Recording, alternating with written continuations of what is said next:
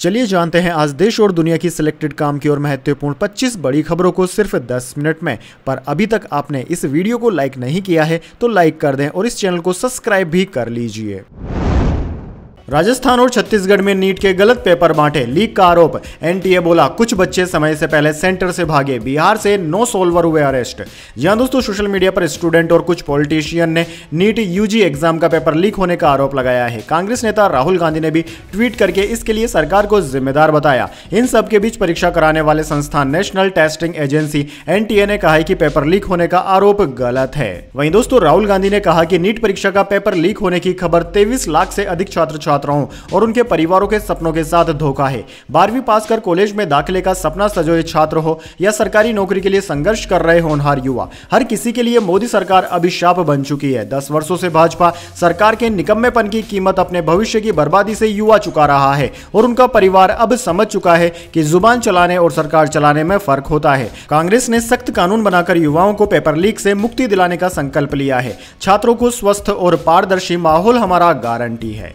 चलिए दोस्तों जान लेते हैं इसके बाद अगली बड़ी खबर। चुनाव जीती तो फिल्म इंडस्ट्री छोड़ देगी कंगना रनावत। कहा अगर मंडी से जीत जाऊंगी तो सिर्फ राजनीति ही करूंगी। जी हां दोस्तों, आपने बिल्कुल सही सुना। बॉलीवुड अभिनेत्री कंगना रनावत लोकसभा चुनाव की टिकट मिलने के बाद से ही लगातार सुर्खियों में बनी हुई है। अब कंगना ने खुद यह ऐलान कर दिया है कि अगर वो मंडी से चुनाव जीत जाती हैं तो फिल्मों में काम करना हमेशा के लिए बंद कर देगी। हाल ही में दोस्तों कंगना रनावत एक चुनावी रैली का हिस्सा बनी थी। रैली के बाद कंगना रनावत ने आज तक के सवाल पर कहा कि मैं फिल्मों में भी पक जाती हूं, मैं रोल भी करती हूं और फिल्मों का निर्देशन भी करती हूं। अगर मुझे राजनीति में संभावना दिखती है कि लोग मुझसे जुड़ रहे हैं और मैं फिर राजनीति ही करूंगी। आइडली में एक समय पर एक ही काम करना चाहूंगी। अगर मुझे लगता है कि लोगों को मेरी जरूरत है तो फिर मैं उसी डायरेक्शन में जाऊंगी। वैसे दोस्तों कमेंट करके बताइए आपको क्या लगता है, कंगना रनावत इस बार चुनाव जीत पाएंगे या नहीं।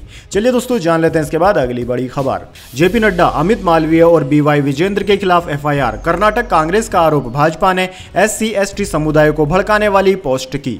जी हां दोस्तों, भाजपा के राष्ट्रीय अध्यक्ष जेपी नड्डा, पार्टी के IT सेल प्रमुख अमित मालवीय और कर्नाटक भाजपा यूनिट के प्रमुख BY विजेंद्र के खिलाफ कर्नाटक कांग्रेस ने FIR दर्ज कराई है। कांग्रेस का आरोप है कि भाजपा ने एक सोशल मीडिया पोस्ट के जरिए SC/ST समुदाय के लोगों को डराने की कोशिश की है ताकि वे एक खास कैंडिडेट के लिए वोट न करें। रविवार को कर्नाटक प्रदेश कांग्रेस कमेटी ने इलेक्शन कमीशन और बेंगलुरु पुलिस के पास आचार संहिता के उल्लंघन की रिपोर्ट दर्ज कराई थी। इसके बाद पुलिस ने FIR दर्ज की है। पुलिस के मुताबिक भाजपा नेताओं के खिलाफ रिप्रेजेंटेशन ऑफ पीपल एक्ट और IPC के सेक्शन 505 समूहों के बीच नफरत, दुश्मनी या बैर बढ़ाने के लिए बयान देना के तहत केस दर्ज किया गया है।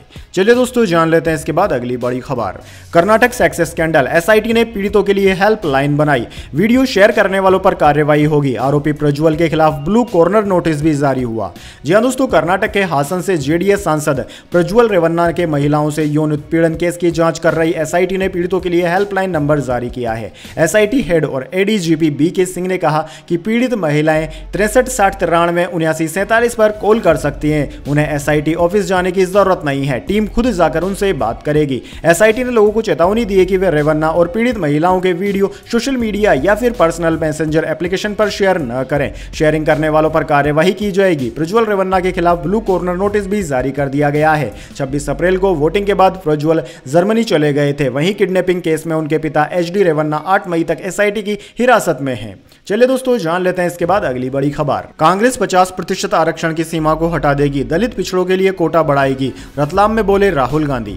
जी हां दोस्तों, कांग्रेस नेता राहुल गांधी ने सोमवार को दावा किया है कि भाजपा के नेतृत्व वाले राजग को मौजूदा लोकसभा चुनाव में 150 सीटें भी नहीं मिलेगी और इन चुनाव का उद्देश्य संविधान को बचाना है, जिसे भगवा पार्टी और RSS बदलना चाहते हैं। मध्य प्रदेश में रतलाम झाबुआ लोकसभा सीट के तहत अलीराजपुर जिले के जोबट शहर में एक चुनावी रैली को संबोधित करते हुए राहुल गांधी ने यह भी कहा कि कांग्रेस सरकार यह सुनिश्चित करेगी कि लोगों के हित में आरक्षण पर 50% की सीमा हटा दी जाए। वहीं दोस्तों पूर्व कांग्रेस अध्यक्ष ने फिर से जाति आधारित जनगणना की वकालत करते हुए कहा कि इससे लोगों की स्थिति के बारे में सब कुछ पता चल जाएगा और देश में राजनीति की दिशा बदल जाएगी। राहुल गांधी ने आगे दावा किया कि भाजपा नेताओं ने स्पष्ट रूप से कहा है कि वे किताब यानी कि संविधान को बदल देंगे। उन्होंने अब की बार 400 पार का नारा दिया है। 400 तो छोड़िए, उन्हें 150 सीटें भी नहीं मिलेंगी। चलिए दोस्तों जान लेते हैं इसके बाद अगली अगली बड़ी खबर। सिंघानिया बोले, निजी जीवन का बिजनेस से कोई लेना देना नहीं, मेरा निजी जीवन सिर्फ मेरा है। 10,000 करोड़ का रेमंड ग्रुप तेजी से आगे बढ़ रहा है।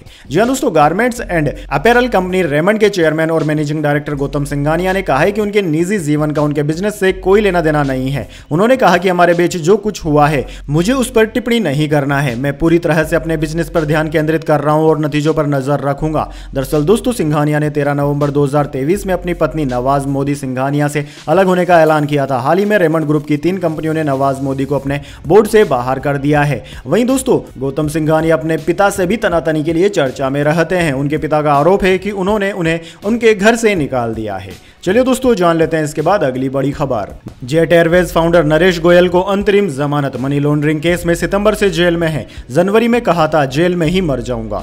जी हां दोस्तों, बॉम्बे हाईकोर्ट ने सोमवार को जेट एयरवेज के फाउंडर नरेश गोयल को मनी लॉन्ड्रिंग मामले में 2 महीने की अंतरिम जमानत दे दी है। रिलायंस अस्पताल में भर्ती गोयल को 1 लाख रुपए का मुचलका भरने को कहा गया है। गोयल कोर्ट की अनुमति के बिना मुंबई से बाहर नहीं जा सकेंगे। गोयल ने चिकित्सा और मानवीय कारणों का हवाला देते हुए जमानत मांगी थी। वह और उनकी पत्नी अनीता गोयल दोनों कैंसर से पीड़ित है। हालांकि ईडी ने जमानत देने का विरोध किया था और कहा था कि प्राइवेट अस्पताल में उनका रहना 1 महीने के लिए बढ़ाया जा सकता है। वहीं दोस्तों, आपकी जानकारी के लिए बता दें, 3 मई की सुनवाई में बॉम्बे हाईकोर्ट ने फैसला सुरक्षित रख लिया था। वहीं इससे पहले फरवरी में स्पेशल कोर्ट ने गोयल को जमानत देने से इनकार कर दिया था। हालांकि उन्हें अपनी पसंद के प्राइवेट अस्पताल में भर्ती होने और मेडिकल ट्रीटमेंट लेने की अनुमति दी गई थी। चलिए दोस्तों, जान लेते हैं इसके बाद अगली बड़ी खबर। मैनिफेस्टो पर चिदंबरम बोले, बीजेपी नेता आंखों का इलाज कराए, कांग्रेस की सरकार होती तो आज इकोनॉमी 200 लाख करोड़ रुपए होती। जी हां दोस्तों, कांग्रेस नेता और पूर्व वित्त मंत्री पी चिदंबरम ने सोमवार को संपत्ति कर को लेकर कांग्रेस के घोषणा पत्र की आलोचना करने वाले नेताओं को आंखों का इलाज कराने की सलाह दी है।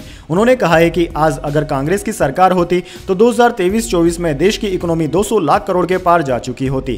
कांग्रेस नेता का यह बयान डिस्ट्रीब्यूशन ऑफ वेल्थ यानी कि संपत्ति के पुनर्वितरण और विरासत कर को लेकर कांग्रेस पर हो रहे लगातार हमलों के बीच आया है। मैनिफेस्टो तैयार करने वाली कमेटी के अध्यक्ष चिदंबरम ने कहा कि जो नेता कांग्रेस के मैनिफेस्टो में जनरेशन ऑफ वेल्थ को डिस्ट्रीब्यूशन ऑफ वेल्थ बता रहे हैं, उन्हें या तो फिर से मिडिल स्कूल की पढ़ाई करनी चाहिए या फिर किसी अच्छे आंखों के डॉक्टर से मिलना चाहिए और अपना इलाज करवाना चाहिए। चलिए दोस्तों, जान लेते हैं इसके बाद अगली खबर। फ्रांस में चीन के राष्ट्रपति शी जिनपिंग का हुआ विरोध, काफिले के रास्ते पर आजाद तिब्बत के बैनर टांके, 2 एक्टिविस्ट गिरफ्तार किए। जी हां दोस्तों, चीन के राष्ट्रपति शी जिनपिंग 2 दिन के फ्रांस दौरे पर पहुंचे हैं। इस दौरान सोमवार को पेरिस में तिब्बतियों ने उनके खिलाफ विरोध प्रदर्शन किए। तिब्बत की आजादी की मांग करते हुए प्रदर्शनकारियों ने राष्ट्रपति शी जिनपिंग के काफिले को फ्री तिब्बत के झंडे दिखाए। साथ ही उइगर मुस्लिम समुदाय ने भी जिनपिंग पर मानवाधिकार के उल्लंघन का आरोप लगाकर उनके फ्रांस दौरे का विरोध किया।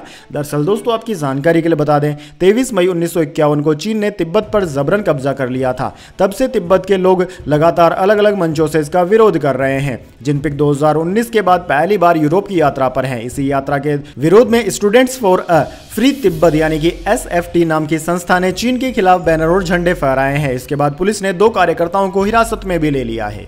चलिए दोस्तों, जान लेते हैं इसके बाद अगली बड़ी खबर। बिहार, झारखंड सहित कई पूर्वी राज्यों में हीट वेव से मिलेगी राहत, पश्चिम राज्यों में जारी रहेगा लू का कहर। जी हां दोस्तों, पूर्वी और दक्षिणी प्रायद्वीपीय भारत में चल रही भीषण गर्मी जल्द ही कम होने वाली है। भारतीय मौसम विज्ञान विभाग यानी कि इंडियन मेट्रोलॉजी डिपार्टमेंट के पूर्वानुमान के मुताबिक जहां पूर्वी क्षेत्र को आज राहत मिल सकती है, वहीं दक्षिणी राज्यों को 1 और 2 दिन का इंतजार करना पड़ सकता है। IMD ने कहा है कि 10 मई तक इन क्षेत्रों में गरज के साथ बारिश और तेज हवाएं चलने की भी संभावना है। पिछले महीने से इन दोनों क्षेत्रों में भीषण गर्मी पड़ रही है और हर दिन तापमान 40 डिग्री के ऊपर चल रहा है। अप्रैल के आखिरी दिन कोलकाता में 50 साल का सबसे अधिक तापमान 43 डिग्री तापमान दर्ज किया गया। वैसे दोस्तों, कमेंट करके बताइए कि आपके शहर में फिलहाल का अधिकतम तापमान कितना दर्ज किया गया है। चलिए दोस्तों, जान लेते हैं इसके बाद अगली बड़ी खबर। इंदौर में कांग्रेस की नोटा की अपील के बाद मतदान बढ़ाने की कवायद में जुटी बीजेपी। जी हां दोस्तों, इंदौर लोकसभा क्षेत्र में 13 मई को होने वाले चुनाव की दौड़ से बाहर कांग्रेस की नोटा की अपील से सचेत भारतीय जनता पार्टी के आला नेताओं ने रविवार देर रात अहम बैठक की। भाजपा नेताओं ने कहा कि यह बैठक इस सीट पर मतदान का प्रतिशत बढ़ाने के उपायों पर मंथन के लिए आयोजित की गई थी। पार्टी का इस सीट पर पिछले 35 साल से कब्जा है। कांग्रेस के घोषित प्रत्याशी अक्षय कांति बम ने इंदौर में पार्टी को तगड़ा झटका देते हुए नामांकन वापसी की तारीख 29 अप्रैल को अपना पर्चा वापस ले लिया था और भाजपा में शामिल हो गए थे। इसके बाद कांग्रेस मतदाताओं से खुलकर अपील कर रही है कि वे भाजपा को सबक सिखाने के लिए इलेक्ट्रॉनिक वोटिंग मशीन पर नोटा यानी कि उपरोक्त में से कोई नहीं का बटन दबाएं। चलिए दोस्तों जान लेते हैं इसके बाद अगली बड़ी खबर। फरीदाबाद में संयुक्त किसान मोर्चा करेगा इंडिया गठबंधन का समर्थन, बोले किसान आत्महत्या करने को मजबूर, कॉर्पोरेट कर्ज पर बीजेपी को घेरा। जी हां दोस्तों, पलवल जिला संयुक्त किसान मोर्चा पलवल की बैठक सोमवार को जाट धर्मशाला में मास्टर यादराम शर्मा की अध्यक्षता में संपन्न हुई। बैठक का संचालन किसान सभा के प्रधान करमचंद गुगेरा ने किया। बैठक में निर्णय लिया गया कि आगामी 25 मई को होने वाले लोकसभा चुनाव में किसान मोर्चा इंडिया गठबंधन के प्रत्याशी महेंद्र प्रताप सिंह का समर्थन करेगा। बैठक को संबोधित करते हुए संयुक्त किसान मोर्चा के नेता मास्टर महेंद्र सिंह चौहान, उदय सिंह व धर्मचंद ने कहा कि आगामी 13 मई को जिले के सभी संयुक्त किसान मोर्चा जनसभा कर इंडिया गठबंधन के लोकसभा उम्मीदवार महेंद्र प्रताप सिंह का समर्थन कर जिताने की रूपरेखा तैयार करेंगे।